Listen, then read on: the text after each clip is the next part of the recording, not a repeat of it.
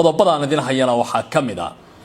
kulankii sida gaarka loo sugayay Trump ee ka soconaya aqalka cad gaar ahaan qolka loo yaqaan situation roomka ayaa goor dhaweyd soo gabagaboobay arrintaas oo si aad looga hadlayay arrimaha la xiriira wadanka Jamhuuriyadda Islaamiga Iran gaar ahaan barnaamijka nuclear-ka 2 saacadood oo xiriir ah waxaa ka soo baxay qodobo door ah hasaatee ilaa iyo hadda maxay ka ogaatay warbaahinta muxuu Trump miiska wada xaajoodka soo dhigay warbaan arrintaas idinka siinaya intaan barnaamijkan si gaar ah u lafagurayo ciidamada difaaca cirka ee wadanka Iran ayaa goor dhow jasiiradda Qasham ku soo riday dhowr diyaaradood oo ah kuwa iswada oo lagu tilmaamay in lagu soo weeraray wadankaasi xilli Trump uu wada xaajood ka shaqeynayo isla markaana heshiis la doonayo in xurkiisa la soo bandhigay maanta oo Jimco ahayd ayaa haddana Iran waxay la kulmaysaa weerar yaa ka dambeeya weerarkan maxay tabinayaan warbaahinta jamhuuriyaddaasi si gaar ah ayaan u falanqeynayaa qodobkaasina waxaan eegi doonaa warbaahinta Faransiiska oo markii ugu horeysay daboolka ka qaaday qodaxda ku taagan Donald Trump oo go'aan rasmi ah uga gaari lahayd arrinta Iran isla markaana ugu dhiiran lahayd in heshiis degdeg ah uu qaato muxuu ka shaqeynayaa wiilka Trump uu sodogga u yahay Jared Kushner muxuu yahay sababaha ka dambeeya in ilaa iyo hadda Trump uu ku dhiiran waayay heshiiska warbaahinta Faransiiska oo ay kamid tahay AFP ayaa soo bandhigtay xog inta badan ka qarsooneyd warbaahinta gobolka wasiirka hore ee waraabka wadanka Masarna waxa uu tilmaamay in laga shaqeynayo qorshe lagu duminayo dalka Masar wadanka Sacuudiga iyo sidoo kale wadanka Turkiga oo iminka kamid ah dawladaha quwadda leh ee dunida Islaamka waxa uu tilmaamay dhagartaasi inay maleegayaan Israa'iil iyo dhinacyo kale oo kaabaya haddii aanay ka feejignaana maanta maalin aan ahayn dunida Islaamka ee waxyaabo badan marti gali doonto waxa uu leeyahay ilaa iyo safka dambe ayaa la ishaystaa kaliya sheekada kuma koobnaan doonto wadanka Iran qodobadaas ayaan si gaar ah u faaqadayaa khiyaarta ay nala socota iyo warar kale oo xasaasi ah Cabdicasiis Barrow ayaan ahay barnaamijka faaqidaada caalamka ee la fagurka diblomaasiyaddana waa daawanaysaan ku soo dhawaada YouTube-ka oo subscribe saara waa mahadsantiin ku dhawaad 2 saacadood waxaa soconayay kulankii Donald Trump uu ku qabtay qolka loo yaqaan situation roomka ee aqalka cad ka tirsan kaas oo ay ka qayb galeen qubarada ammaanka siyaasiyiin iyo waliba dad si gaar ah u lafagura arrimaha istiraatiijiyadda ee si gaar ah xiriirka u leh arrimaha diblomaasiyadda iyo waliba amniga kulankan waxa indhaha ku haya warbaahinta caalamka wadamada dunida iyo waliba diblomaasiyiinta waaweyn ujeedadana waxay ahayd in go'aan kama dambaysa looga gaaro xiisada ka taagan gobolka Bariga Dhexe inkastoo aan si rasmi ah loo sheegin in wax natiijo ah oo la taaban karo ay ka soo baxeen kulankaasi haddana Trump waxay u muuqataa wali inaan wax go'aan qaadan marka la fiiriyo kulankaasi iyo waliba sida uu ahaa mid xasaasi ah 2 saacadood oo la is horfadhiyay ama si kale u dhig 120 daqiiqo wada xaajoodka waxa uu ku soo dhamaaday farataagtaag iyo dhinacyadii Trump la talinayay oo go'aan dhameystiran meesha la imaan waayay iyo Trump oo ka baqay haddii dagaal lagu jeedo in gobolka Bariga Dhexe uu dhigbax adag ku sameyn doono wadankaasi Mareykanka Trump hadda waxa uu ku jiraa labac iyo inuu wali qaadan lahayd go'aan kama dambaysa warar kale ayaa ku jira meesha oo u baahan in si weyn loo arrintaas loo soo bandhigo hasaatee wararka diblomaasiyadda dib baan ugu laaban doonaa aan ku geeyo wadanka Iran gaar ahaan jasiiradda Qasham oo kamid ah jasiiradaha istiraatiijiga ee ku yaala dawladdaasi ciidamada difaaca cirka ayaa lagu soo waramayaa in ay soo rideen 2 kamid ah diyaaradaha iswada ee gobolkaasi ama jasiiraddaasi soo galay kuwaasi oo kamid ahaa raxan diyaarada ah oo kooban oo ka soo xadgudbay gudaha wadanka Iran sida ay ku warantay wakaaladda wararka ee Tasniim ee ku dhow ciidamada difaaca ayaa gantaalaha u adeegsaday waa difaaca diyaaradahaasi hawada soo galay dhamaantoodna waxaa lagu soo waramayaa inay hadda dhulka yaalaan dhawaqa qaraxyo xoogan ayaa laga maqlay Qasham oo ku dhow aagga marinka istiraatiijiga ah ee Hormuz saraakiisha ciidamada wali tafaasiil kama bixin cidda weerarka soo qaaday diyaaradahan waxay ahaayeen iyo waliba ujeedooyinka ay hawada wadankaasi u soo galeen laakiin dadka qaar waxay ku tilmaamayaan inay ahaayeen isku day kale oo dalka Iran la doonayo in lagu curyaamiyo nidaamyadiisa difaaca hawada balse ay ciidamadu si gaar ah uga hortageen wakaalada wararka ee dalka Iran ee iyana lagu magacaabo Al-Mehra ayaa war ay soo saartay waxay ku tilmaameen in ciidamadu ay ka fakarayaan soo saarista war-saxaafadeed cusub oo ku saabsan cidda weerarkaasi soo qaaday xilli Trump uu ku dhawaaqay in uu qaadi doono xayiraadda marinka Hormuz ee ka dhanka ah dowladda Iran sida ay dooda u dhigeen caawa warbaahinta wadanka Iran wasiirka amuraha dibadda ee wadanka Iran Dr. Abbas Araghchi ayaa isna waxa uu ka jawaabay hadalkii Donald Trump ee ku saabsanaa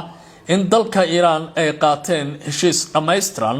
oo muddo 60 maalin ah wada xaajoodkiisa uu soconayo in xabad joojin lagu gaaray hasaate war soo baxay waxa ay tilmaamayaan wasiirku sheegay hadallada Trump inaanay u muuqan kuwa xilkasnimo ah hasaate uu isaga hadlayo inuu afkiisa furan yahay oo kaliya ilaa iyo hadda ma jirto way dowladda Iran heshiis kama dambaysa oo ay gashay oo ku saabsan gobolka bariga dhexe iyo waliba Trump in la isla qaatay qodobo kale oo culus halka wararka ka soo baxaya qolka situation room-kii caawa ama qolka xaaladda degdega ah ee Trump uu galayna ay tilmaamayaan in waxyaabaha ugu adag ee la isku qabtay ay kamid tahay fasaxitaanka lacagaha badan ee dowladda Iran ay samaysay ay doonayso baaliyada Mareykanku inay sameeyaan ee gaaraya 12 bilyan lacagahaasi oo si tartiib ah u soconaya haddii Trump uu aqbalo hasaate waxay u muuqataa taasi in ay suuragal noqon waysay sida qubaradu ay xaqiijiyeenba arrimahaasi aadka ugu dhow isla wararka diblomaasiyadda haddii aan ku laabto wiilka sodoga uu yahay Trump ee u dhaxdo gabadhiisa Jared Kushner kana mid ah ergadiisa gobolka bariga dhexe ee caawiyaha u ah ninka lagu magacaabo Steve Witkoff ee Trump waa ergadiisa gaarka ee gobolka waxa uu noqday baa la yiri laf dhuun gashay oo Trump haatan ku taagan kaas oo ka hor imaaday in uu Trump qaato go'aano ku saabsan heshiiska inuu ku dhaqaaqo gobolka bariga dhexe gaar ahaan wadanka Iran lala galayo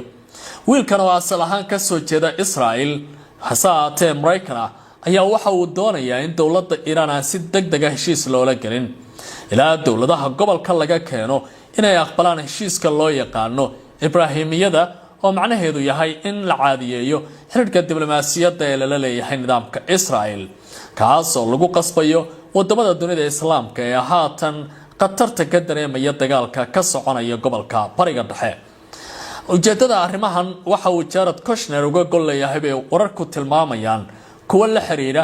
in dowladda Qatar iyo sidoo kale boqortooyada Sacuudigu ay aqbalaan tallaabadaasi isla markaana Israel ay safaarada ka furtaan Israelna dhulkaas oo ay ka mid tahay dhulka barakaysan ee Sacuudigu ay safaarad ka furtaan taasoo boqorka ama dhaxal sugaha boqortooyada Sacuudiga haddana sida rasmiga ah u maamulaba wadankaasi Mohammed bin Salman ay ka daadegi leedahay marka la fiiriyo maadaama inta badan muslimiinta dunidu ay si weyn wadankaasi indhaha ugu hayaan dowlado fara badan oo carbeed ayaa arrimahan si aad ah uga ganacsacsan inkastoo Trump hadda Jared Kushner uu leeyahay ha ku degdegin heshiis lala galo dalka Iran